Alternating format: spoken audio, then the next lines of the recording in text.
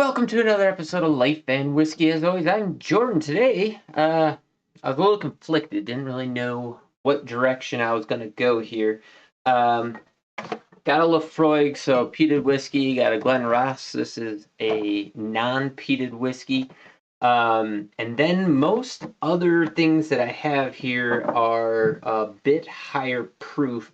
And so, do I blow my palate out with smoke or do I blow my palate out with proof? I wasn't quite sure. But as a little peek behind the curtain, things that are coming your way next, what we're going to do is this Glenrothes. We're going to do this Laphroaig. Now, this is one that we've done before, but they repackaged it.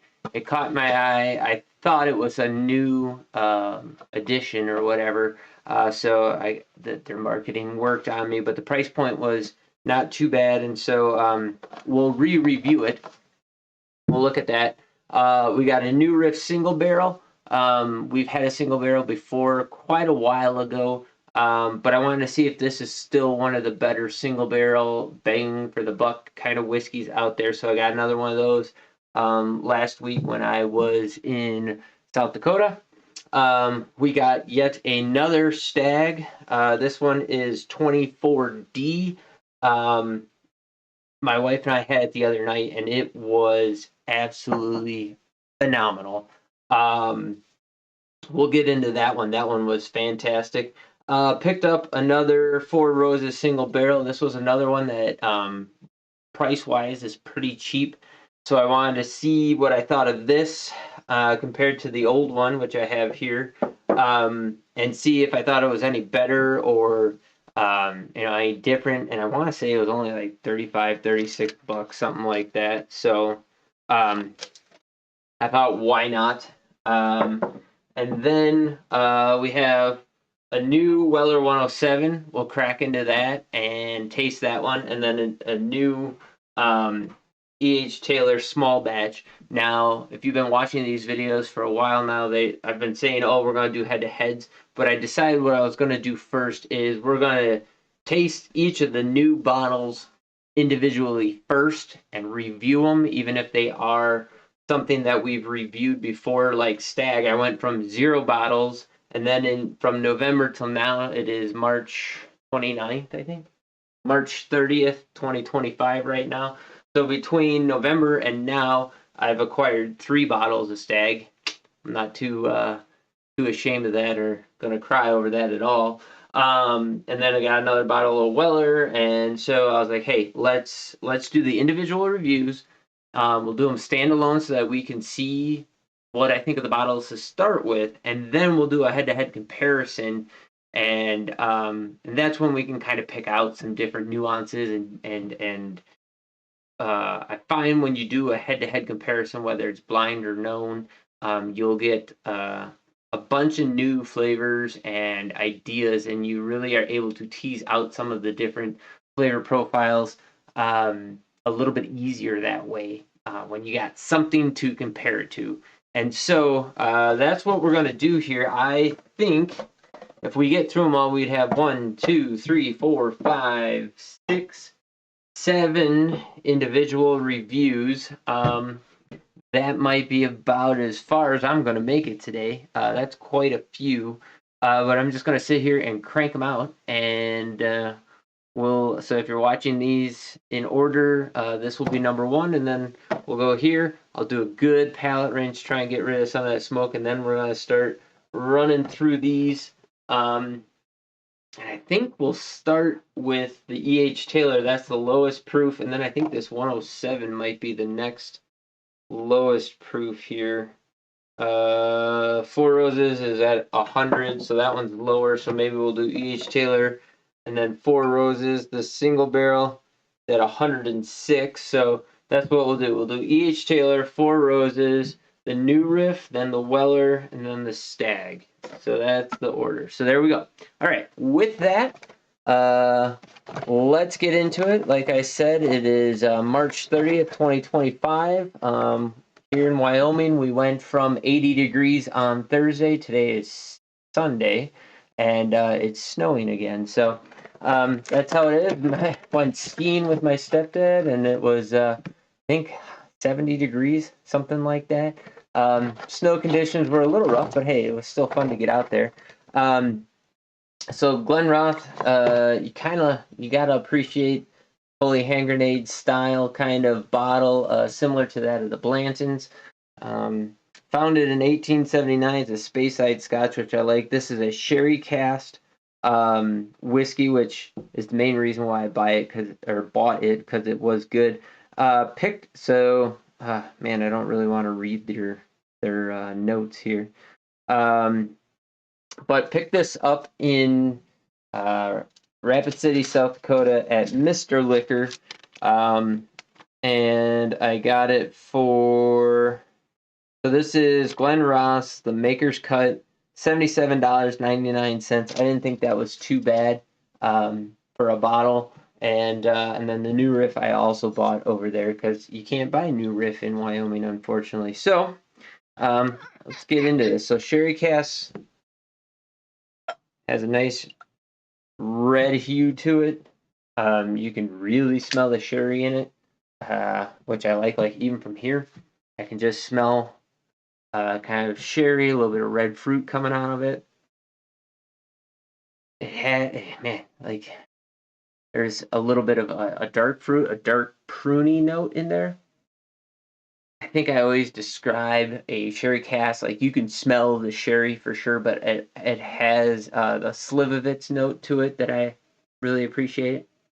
That dark fruit. There's a little bit of a butterscotch in there as well, which I always associate with the Speyside. Smells very nice. Sherry is the dominating thing, so like that sherry has a little bit of a sulfur note to it. It has a little bit of like a ripe strawberry, red fruit, like a bright fruit. Has both the bright and the dark fruit. Does it say what kind of? First fill, sherry, seasoned oaked cask bottle, natural color, strength selected by our master whiskey maker. I thought it would say what kind of sherry it was, but that's okay. We're not going to worry about it. But anyways, let's get in on the sip. Yeah, it's like butterscotch and sherry. I love it. A little bit of the ethanol up front, right into the sherry. The butterscotch is absolutely perfect, right in the middle, overlain with that sherry fruit, prune, dark plum. Finishes with a little bit of a malt to it, along with a little bit of a little bit of that sulfur and a little bit of that ethanol burn. I didn't say it, but this is ringing in at 48.8%. Was at 97.6 proof. That's pretty good for a scotch. Not too many scotches are up there. They're normally down in the low 40s, 40 to 43, 46 maybe. Man, it's good. It has a little bit of a punch to it. It doesn't taste young. It's well blended together where the flavor profiles easily transition from one to the next without any sharp, spiky notes in there.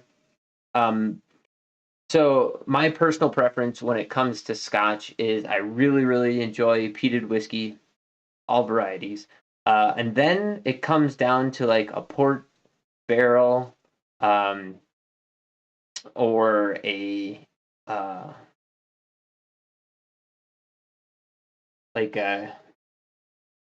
don't know, like any of the finished kind of things, like anything other than just standard, like an Amenes or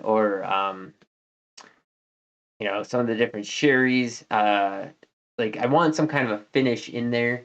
If it's not going to be heavily peated, and then like for me, really that Speyside butterscotch note really comes forward in a lot of whiskeys that I enjoy. I don't really appreciate too many of the really light, easy, light fruit Highland whiskeys too much. So this is something that I really reach for. This is very, very similar to the Akatoshan that I had on, that I reviewed probably in the last 6 months, 7, 8 months. They're very, very similar in their flavor profiles. I like them a lot. The Akatoshin might have actually been a little bit cheaper. But man, it's just really, really good. Nose didn't change. Flavor profile, maltiness came forward on that. So it went sherry malty, more into the fruit. So like it has not an ethanol bite so much as in like you could taste there's alcohol in it, without the burn so much.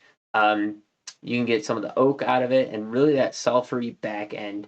And mixed with like I guess you'd call it like a little bit of black pepper, sulfury, like burnt match. Um, Man, it's just really, really well put together. Very nice, easy drinking. This is something you can sit and just relax and enjoy. I like it a lot. So, for what I say, $77.99. Not too bad. I mean, not too bad. It's really nice. I think, like I said, the Akatoshin might have been a bit cheaper. You can find some other things that hit similar to this, for less money. But I would say if you can find something in that $50 to $80 range, they're all kind of going to be right about the same if you got a sherry barrel, for your Scotch whiskey. So there you go. Go ahead, drop in the comments down below what you think of this Glenrothes. This is, like I said, this one's a little bit of not a limited edition, but a little bit something different, as it is the Masters. Was it Masters Keep? Masters what? Glenrothes Whiskey Maker's Cut. Sorry, the Whiskey Maker's Cut. So definitely go ahead and check it out. It's worth the money for sure.